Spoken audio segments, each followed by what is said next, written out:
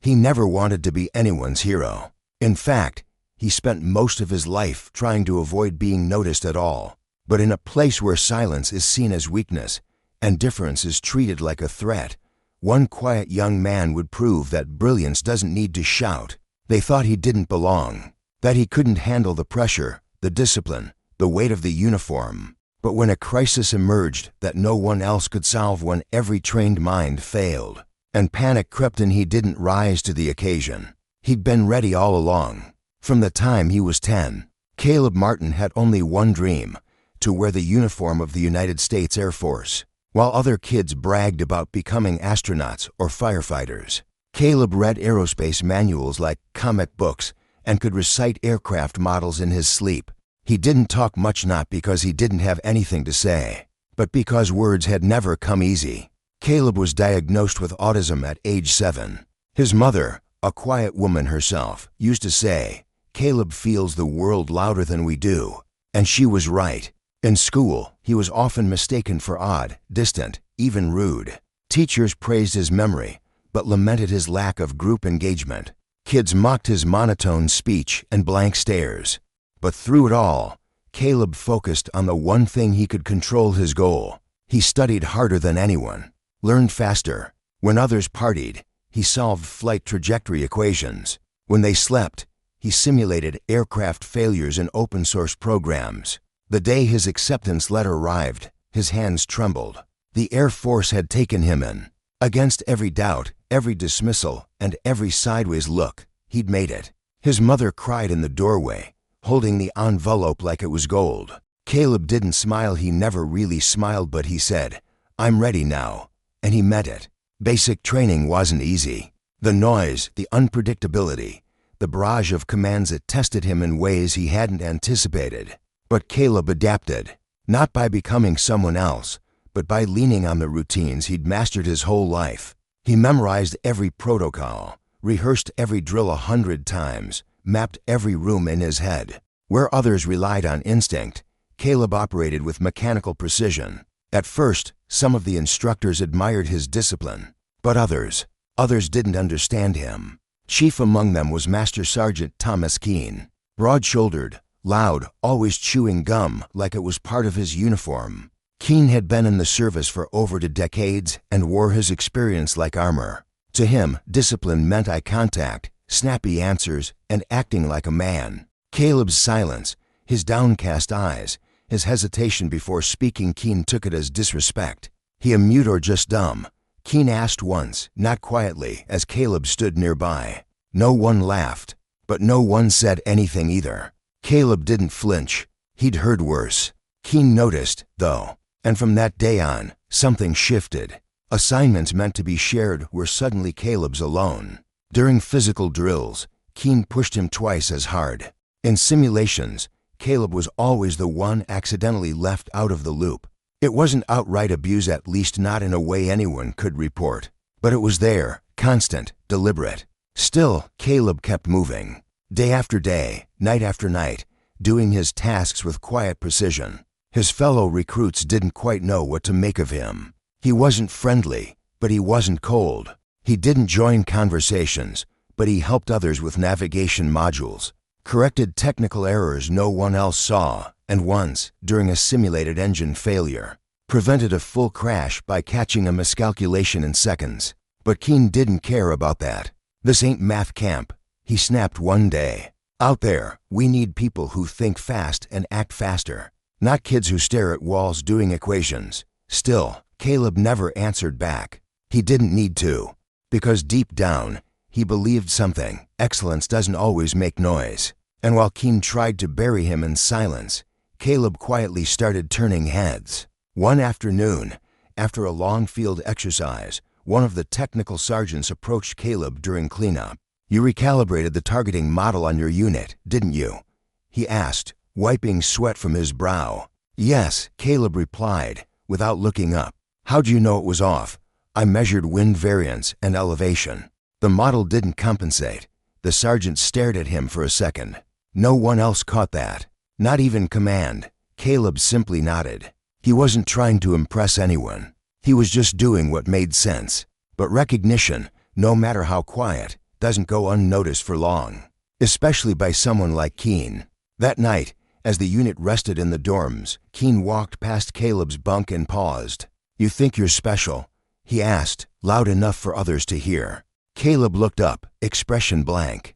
"Just because you can fix a few numbers? This isn't about being smart. It's about being a team. You're not one of us. You don't belong." There it was, the truth behind all the sarcasm, all the side comments. Keen didn't think Caleb was wrong. He just didn't think he should be there at all. But Caleb didn't respond. He just went back to folding his uniform tight, symmetrical, perfect. What Keen didn't realize, what none of them truly understood yet, was that Caleb didn't need to belong to prove his worth. He just needed one opportunity. And that opportunity was coming.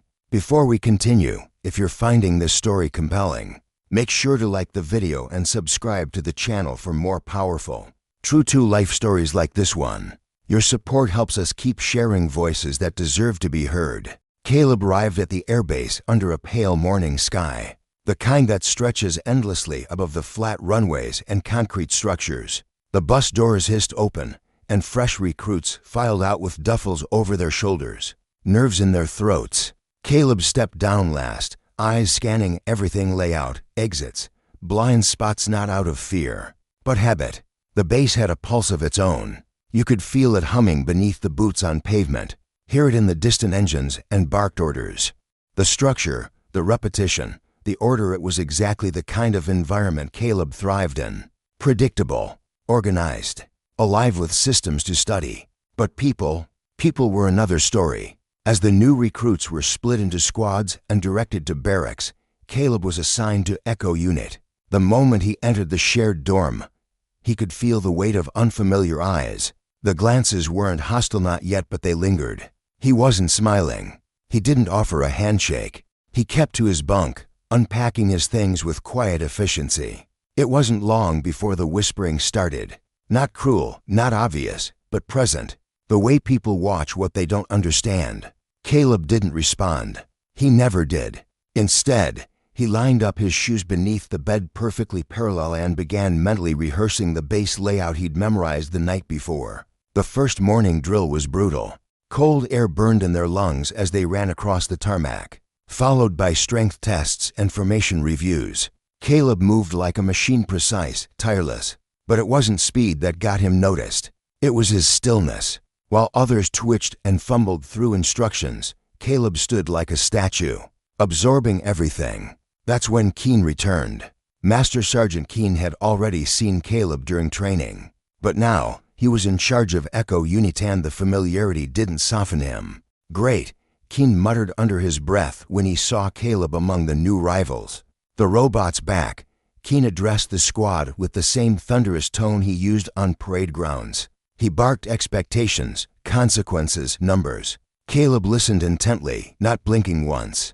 That irritated Keen more than any question would have. During the first week, Keen assigned Caleb to night watch duty 3 nights in a row. When asked why, he said, "He doesn't sleep anyway. Let him do what he does best, nothing." On the third night, Caleb spotted a miscommunication in the patrol schedule. A security handover was skipped, something that could have triggered a serious protocol violation. Caleb reported it in his usual tone, flat, factual. The officer, he told, raised an eyebrow. "You sure?" "Yes." A quick check confirmed the error. Caleb had prevented a write-up that would have gone straight up the chain. The officer nodded, maybe even impressed. But when word reached Keen, there was no acknowledgement. No thank you. Just a scoff. "Probably caused it himself so he could fix it," he muttered. It wasn't just Keen. While a few squad members began warming up to Caleb's quiet reliability, others kept their distance. Group meals were the worst. Caleb always sat at the far end of the table. Not by choice, but because no one ever sat next to him. Conversations happened around him, never with him. Jokes passed over his head. Laughter stopped when he looked up. He wasn't angry. Not even sad, just disconnected. He understood the mechanics of communication, the patterns of conversation. But the social part, the tone, the play, the rhythm, it all felt like a foreign language with no translation. Still, he kept performing. During a systems test on unmanned aerial vehicles, He identified a bug in the targeting algorithm that engineers had missed. He didn't brag about it, just logged the error, filed the report, and walked away. 3 days later, Command issued a correction memo. No one mentioned Caleb's name, except Keen. He pulled Caleb aside after drill. "You think you're impressing anyone? You're not. You're a freak with a calculator. And this," he said, pointing to the badge on his chest, "this takes more than brains. It takes guts." Caleb didn't react, not with words. He just looked Keen in the eye for the first time. It lasted barely a second, but it stopped Keen mid-sentence. It wasn't defiance. It wasn't disrespect. It was understanding, as if Caleb finally saw exactly who Keen was and wasn't afraid of him. That night, a squad member named Bishop approached Caleb during cleanup. "You really caught that algorithm flaw?" he asked, arms crossed. "Yes," Caleb said simply. Bishop nodded. "That's solid. You're not like us, man. But you're sharp." It wasn't friendship, but it wasn't isolation either. Word started to spread, not loudly, but subtly. When systems glitched, they asked Caleb. When instructions seemed off, someone would glance at him to see if he noticed too. He never volunteered, but he always knew. Keen didn't like that, not one bit. The more useful Caleb became, the harder Keen pushed. During a drill review, Keen accused him of skipping a step publicly and with venom. "I don't care how smart you think you are, Martin," he barked. "You follow protocol or you're out." "I did follow protocol," Caleb answered, voice even. "Are you calling me a liar?" "No. I'm correcting the record." Gasps echoed. That was the first time Caleb had ever contradicted him in public. Keen's eyes narrowed. "We'll see how long you last." But what Keen didn't realize was that Caleb wasn't trying to last. He was trying to matter, and he was getting closer than anyone suspected. Echo unit was loud. Always had been. Laughter, commands, swearing, the constant slap of boots against concrete and steel. But Caleb moved through it all like a shadow, quiet, unbothered, focused. To him, noise was just another variable, something to filter out, like static on a radio. But to Keen, Caleb's silence was personal. During a morning inspection, Keen paced down the row of bunks with the confidence of a man who loved the sound of his own boots. When he reached Caleb's bunk, he stopped and stared. "Martin," he said, voice low, "you think silence makes you smarter? Or just better than everyone else?" Caleb looked up, hands behind his back, posture perfect. "I think silence helps me focus." Keen smirked. "Well, you'll get plenty of time to focus while the rest of us carry your weight." That day, Keen assigned Caleb to latrine duty for the 3rd time that week. The message was clear. There was no space in this unit for someone who didn't fit the mold. Caleb didn't argue. He just did the job, thoroughly, without complaint. But the pattern was hard to miss. Tasks meant to be rotated became permanent. Caleb was always last for meals, first for inspections, singled out in debriefings. And yet, he never broke formation, never lashed out. His precision only sharpened. That restraint unsettled Keen more than rebellion ever could. One night, during a systems class on operational diagnostics, the instructor paused mid-sentence. The overhead projector had glitched, skipping a slide and throwing off the sequence. Everyone looked around in confusion. Everyone but Caleb. "It's in buffer memory," he said from the back of the room. "Just cycle the cache." The instructor blinked, tried it, and the slide appeared. "Nice catch, Martin," he said. "You ever think about going tech ops?" Caleb shook his head. "Flight systems, engineering. I've already started pre-licensure coursework." A few heads turned, 1 or 2 nods of respect. But from the doorway, Keen stood with arms crossed, jaw tight. He never said a word, but his eyes said plenty. From then on, the ridicule shifted tones. Less about what Caleb couldn't do, more about who he was. "Maybe Martin can solve equations, but God forbid he crack a smile," Keen joked during a break. One recruit laughed. Just one. It was enough. Later that evening, a squad mate named Rivera approached Caleb outside the dorms. "You don't have to take it, man," he said. "Keen's a bastard. Everyone knows." Caleb didn't answer. Rivera frowned. "Aren't you mad?" "I'm focused," Caleb replied. Anger is a distraction. It wasn't arrogance. It was discipline. But inside, Caleb wasn't immune. He just didn't express emotion like others. Instead of shouting or crying, he internalized, rerouted the pain into control. Structure. Data. He studied longer, ran drills later, anticipated problems before they even existed. Still, the pressure mounted, each day a little heavier than the last. Then came the live simulation, a test designed to mimic real mission failures: engine overheating, target misreadings, corrupted comms. 4-person teams had to identify and neutralize issues within minutes. Caleb was assigned to a team with Bishop, Rivera, and a new recruit named Travis. Keene was running the oversight. Halfway through the sim, the system issued a false positive, a target misalignment warning. Bishop and Travis panicked, following the wrong protocol. Wrong fix, Caleb said calmly. Travis snapped. We're following procedure. It's not a targeting issue. It's a thermal sensor bug. Look at the temp variance. He was right. But Keene cut in over the intercom before Caleb could finish. Martin, stop trying to be the smartest guy in the room. Let your team do their job. Seconds ticked by. The sim spiraled. Caleb sat back, eyes locked on the screen, hands still. The failure warning turned red. Mission failed. Everyone stood in silence. Back in the debrief room, Keene wasted no time. This is what happens when we let one person hijack a team. We don't need geniuses. We need soldiers. Caleb sat still, hands folded, staring at nothing. Then Bishop stood. Keene, he said, voice low, controlled. He was right. It was a thermal bug. Keene turned slowly. What was that? You heard me. Keene smirked. Congratulations. You've all failed. Together. The next morning, Caleb found his locker rearranged. Personal items scattered. His uniform crumpled. No note. No fingerprints. But everyone knew. He fixed everything. Perfectly, silently. Later that night, Rivera said something that stayed with him. They want you to explode, man. They want to see you crack so they can say, see? He doesn't belong. But every time you don't, you make them look small. Caleb didn't reply, because he didn't need to win their approval.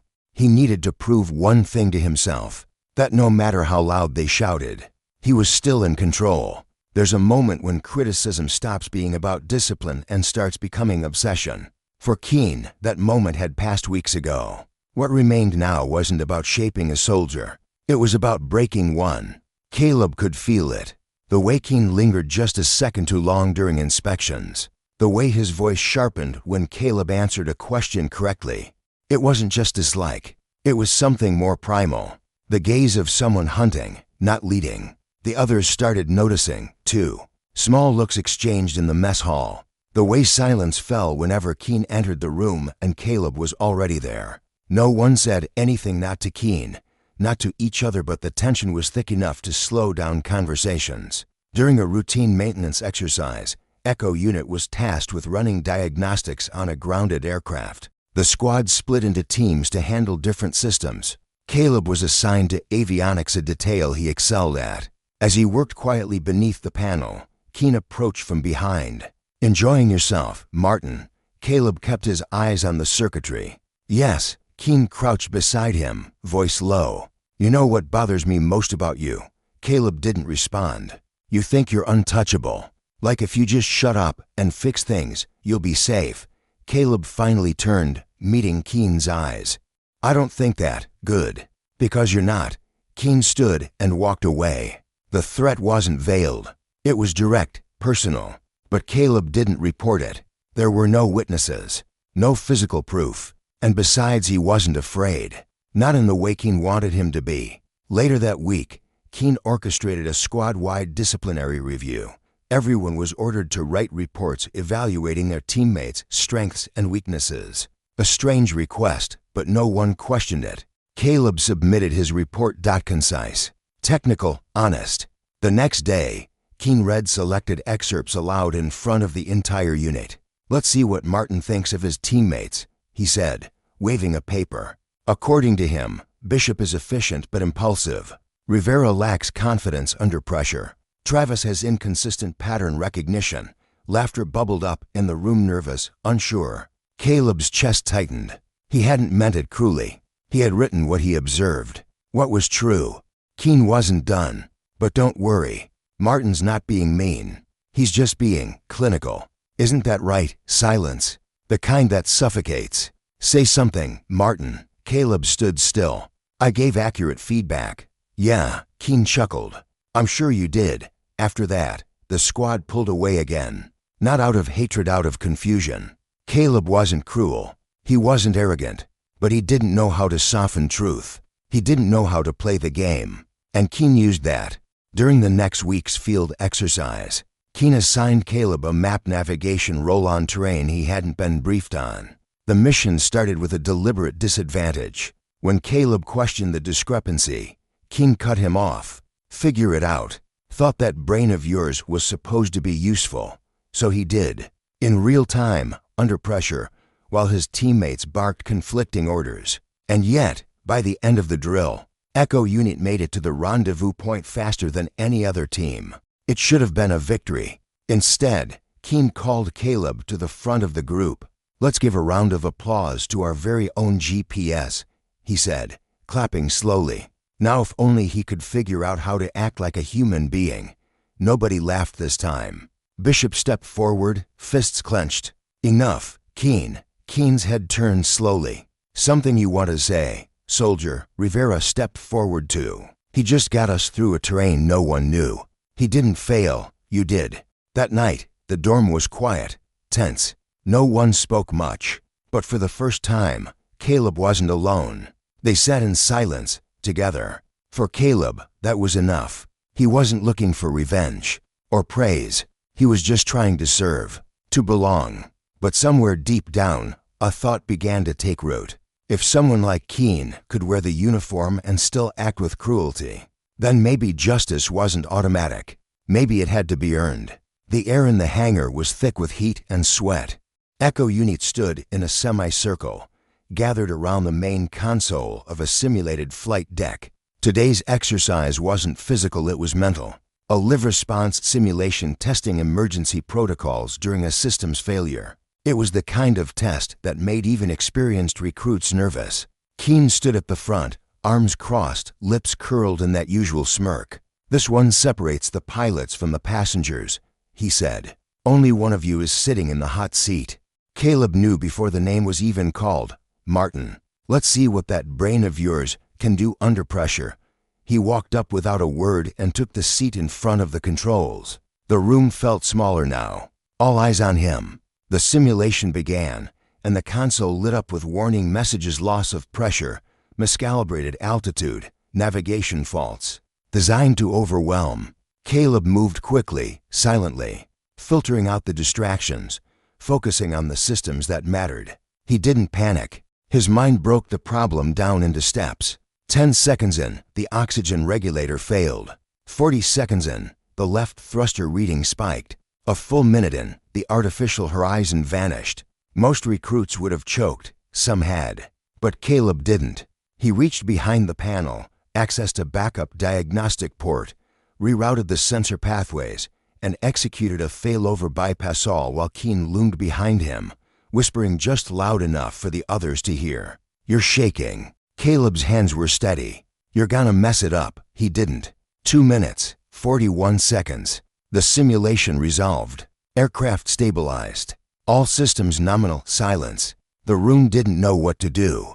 No cheering. No high fives. Just the quiet hum of the monitor and the subtle realization Caleb had just outperformed every single person in the unit, even some of the instructors. Keen stepped forward, face unreadable. No celebration. He asked the group, "You think that's impressive? It's a simulation. The real world doesn't hand you reset buttons." He turned to Caleb, his voice cold. "You're not worthy to fly. You just got lucky." Caleb stood slowly, looking straight at him. "I didn't get lucky," he said. "I prepared." That was the moment everything shifted. Not because Caleb spoke back, but because everyone in the room knew he was right. Later that evening, the simulation results were posted on the common board. Caleb's time was the fastest in Echo Unit history. Not by seconds, by minutes. Bishop read the stats out loud. "This has to be a glitch." Rivera shook his head. "No. That was real." Caleb didn't linger. He never did. He went straight to his bunk, pulled out a maintenance manual, and started reading. But for the first time, someone sat next to him. It was Travis. "I used to think you were just weird," he admitted. "But you're the only one who didn't choke today." Caleb nodded, eyes on the page. "I wasn't afraid of the system. I understood it." Travis hesitated, then asked something no one had before. "How do you stay calm when everyone's against you?" Caleb paused. "I don't wait for people to understand me. I understand myself." That answer stayed with Travis, and with the others. It spread. In the following days, people began asking Caleb for input. Not just technical questions, but real ones. "What would you do in this scenario? Can you look at this reading? Is this bug normal?" He never bragged, never used it to gain leverage. He just helped. One night, Rivera said it out loud. "You're the smartest guy here." Caleb shook his head. "Smart doesn't matter if no one trusts you." Rivera smiled. "They're starting to." But trust didn't come without resistance, and Keen wasn't finished. The next morning, Caleb was reassigned to a special project and operational assessment of a faulty flight computer that had caused delays in mission readiness. It was a complicated system failure that had stumped several teams already. Caleb took the files, studied them, reconstructed the logs, and what he found wasn't just a bug, it was a flaw in the redundancy path. Something that, if left unresolved, could have caused a real crash. He reported it quietly, formally, as protocol required. But Keen intercepted the report. "Where do you think this goes?" he asked, holding the file.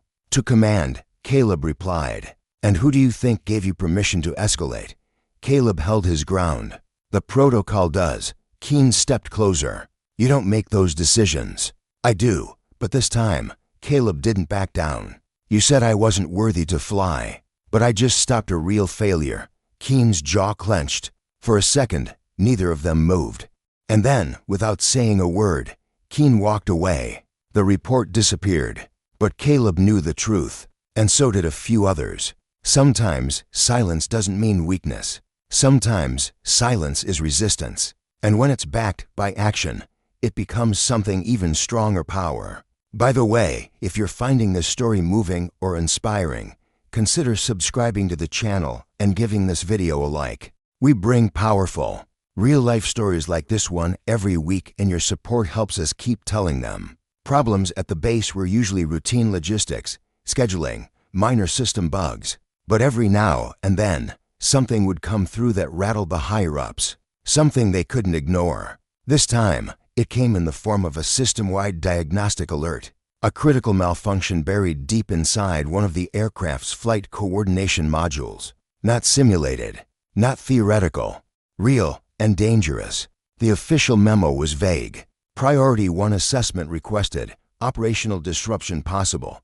but the tone behind the words was unmistakable. If not fixed, this could ground the entire fleet for weeks or worse, lead to a catastrophic failure mid-mission. Command called for a team to analyze the issue.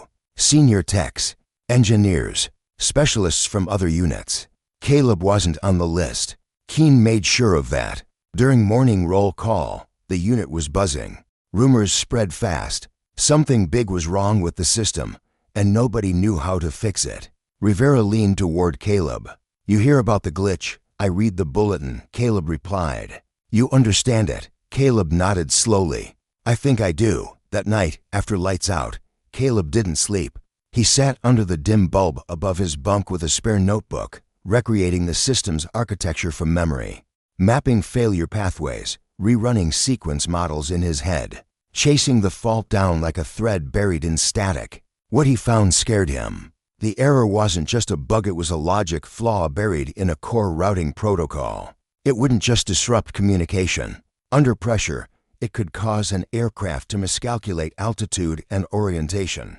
It was an accident waiting to happen. The next morning, Caleb tried to submit a report, not to Keen directly, to the engineering officer in charge. But Keen intercepted him in the hallway. "Where are you going, Martin?" "I need to speak with Lieutenant Rhodes." "About what?" Caleb hesitated. "A systems failure." Keen took a step forward. "You're not part of that team. I found something they missed." Keen's smile was sharp. "No. You think you did. But this isn't your problem." Caleb didn't move. If I'm right, it's everyone's problem. Keen leaned in close. You go round me again, I'll make sure the only thing you're flying is a desk job.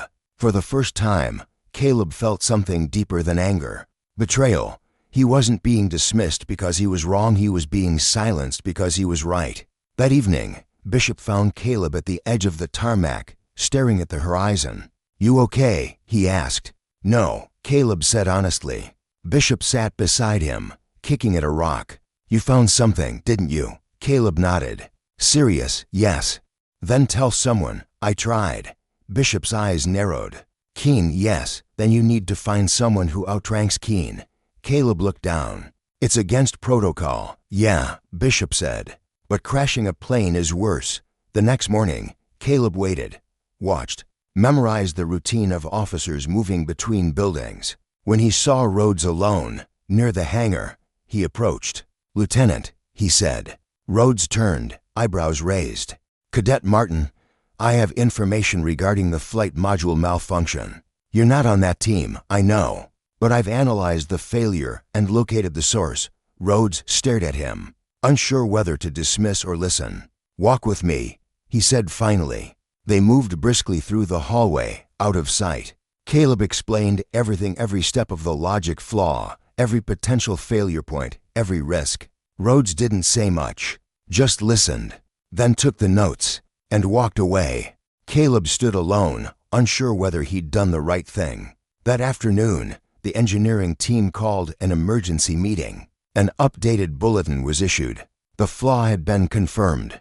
Repairs would begin immediately. No mention of Caleb. No credit. No recognition. But he didn't care. The aircraft would fly safely.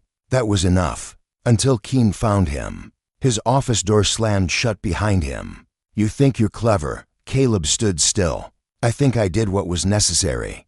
You embarrassed me. I saved lives. For the first time, Keen didn't yell. He didn't posture. He just stared. You don't belong here. I disagree. You're not one of us. Caleb looked him in the eyes. No.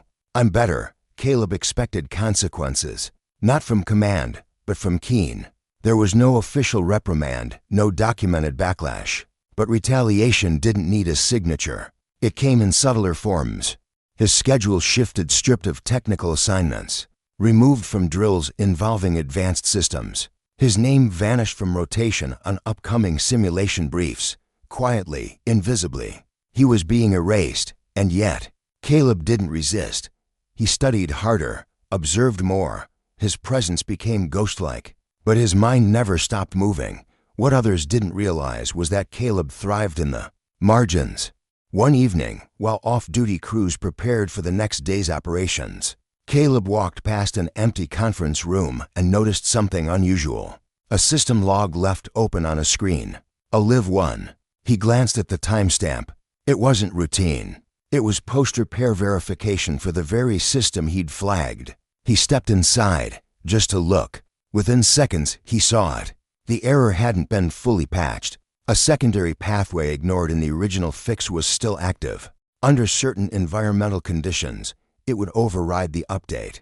He stood there for a long moment, staring at the screen, heart pounding. They hadn't solved the problem. They'd only buried it deeper. He closed the terminal and left the room, thoughts racing. That night, sleep didn't come. And for the first time in weeks, fear did. Not for himself, for the pilots, for the people who would trust those systems with their lives. Caleb began working in secret, using scraps of time, moments between duties, memorized data streams. He couldn't access classified systems directly, but he didn't need to. His mind held it all. He built a diagnostic script from memory, mapping variable thresholds against simulated stress conditions. And what he found was worse than expected. If two systems failed in sequence under high-altitude pressure and low-temperature variance, the aircraft could lose stabilization in under 12 seconds. Autopilot would default. Manual override would kick into late. It wouldn't be a malfunction. It would be a crash. He had to speak up again. But this time, going through Keen or even Rhodes wasn't an option. Too many politics, too many egos, too much risk. He needed someone outside the chain of command, someone whose job was to care more about truth than reputation, So he wrote a letter. No emotion. Just facts. Diagrams. Logic. A full walkthrough of the flaw. He signed it, Cadet Caleb Martin, Echo Unit. Then he hand-delivered it to the base inspector's office, after hours, sliding it beneath the door. The next morning, the air felt different. Quiet. Tight. Officers moved faster. Engineers whispered behind closed doors. Rumors of another system audit spread like smoke. Keene said nothing, but when Caleb passed him on the runway, he turned slowly and stared, not with anger, with recognition. For the first time, Caleb had become a problem he couldn't control, and that terrified him. Later that week, Caleb returned to his bunk after duty to find his bed stripped, locker open, contents scattered. His notebook, the one he always kept hidden, was missing. He knew exactly who had taken it. He didn't confront Keene. He didn't need to, because the next day, the report from the inspector's office confirmed the new findings. Command ordered a full systems review. Repairs would take 2 weeks. No flights until then. It wasn't stated outright, but behind every decision, every new protocol, one truth lingered. Caleb had saved them again. Still, there was no ceremony, no announcement, no thank you. That wasn't how things worked. But Caleb didn't need applause. He just needed to know he'd done the right thing. As he sat alone that night, Rivera came by and dropped a folded paper on his bunk. "What's this?" Caleb asked. "A training reassignment. You've been reinstated to tech simulations. Top tier." Caleb looked up. "Who authorized it?" Rivera grinned. "Someone finally paying attention." He walked away. Caleb unfolded the paper and read the signature at the bottom. It wasn't Keene. It was Rhodes. In the shadows of ignorance, truth still finds a way through, especially when someone refuses to be silent. 2 weeks passed. The fleet stayed grounded. Engineers worked in shifts around the clock. The official reports never named Caleb, but people started putting things together. A pattern emerged every time something got fixed. Caleb had been there first. He didn't walk differently, didn't act like anything had changed. But people looked at him with new eyes, not pity, not confusion, something closer to respect. Except Keene. For Keene, this wasn't just insubordination anymore. It was humiliation. He was losing control of his unit, and worst of all, it wasn't to another soldier. It was to him, a cadet, an outsider, a boy who barely spoke and didn't play by the rules of rank and noise. And yet, despite Keene's every effort, the system had elevated Caleb not by status, but by value. One morning, an operations advisor from another unit pulled Caleb aside. "You're Martin, right?" Caleb nodded. "I've been reading the logs. You were the one who flagged the Priority 1 failure." "That's correct. You ever consider applying for Advanced Systems Command?" "I'm still in rotation. You won't be for long." The man handed him a form. "Think about it." Caleb didn't show it, but something shifted inside him. For the first time, the door to something greater, something earned, had opened. But Keene wasn't finished. The same day, Echo Unit was called for an impromptu debriefing, a review of base protocol. But it wasn't about rules.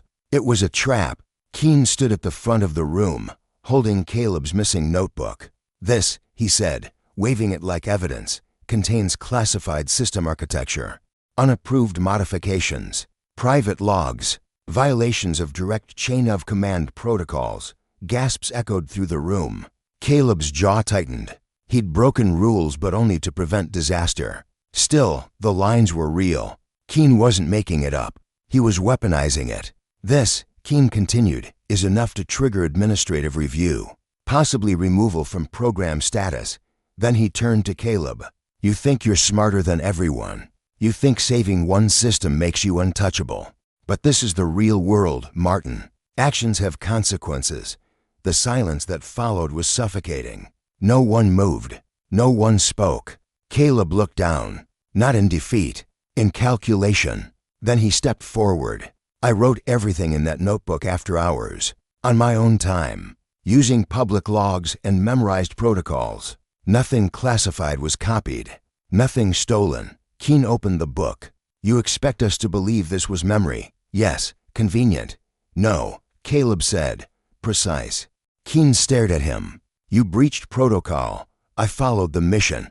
"And what mission is that?" to protect people, even from leadership that won't listen. The room froze. Even the officers at the back leaned in. Keene took a step closer. "You just ended your career." But before he could speak again, a voice came from the doorway. It was Lieutenant Rhodes. "Actually," he said calmly, "he just saved yours." All heads turned. Rhodes walked to the front of the room, took the notebook from Keene's hand, and flipped through it. "Everything he documented matches the diagnostics we ran independently. Every risk he flagged are real. Every fix, effective." He looked at Caleb. "You didn't follow the chain of command." "That's true, but you did follow your duty." Then, looking at Keene, "Which is more than I can say for some." No one clapped. No one had to. The silence said everything. Keene's face was pale. He didn't speak again. In the days that followed, something strange settled over the base. Not celebration. Not chaos. Silence. Not the cold silence of exclusion Caleb had known for months, but the heavy, waiting kind. The kind that comes right before a storm, or just after one. Keene was placed on administrative review, temporarily removed from Echo Unit Command. No one said the word suspension, but everyone knew. His presence vanished from morning briefings. His voice disappeared from the halls, and the unit breathed again. Caleb didn't take his place. He didn't try to lead, but his presence filled the space Keene left behind, not loudly, not deliberately, just naturally. One afternoon, an engineer from command walked into the tech bay and asked, without irony or sarcasm, "Martin, can you take a look at this interface?"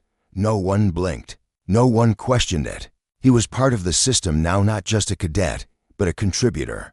The final audit report was released quietly, buried in the base's internal server under a generic title, Flight Safety Incident Review, Protocol Enhancements. It named no one, blamed no one. But every correction, every recommendation, was based on Caleb's work. Bishop read it aloud in their dorm. "This whole report is just you." Caleb said nothing. Rivera smirked. "Come on. At least act proud." Caleb looked up. "I'm not proud," he said.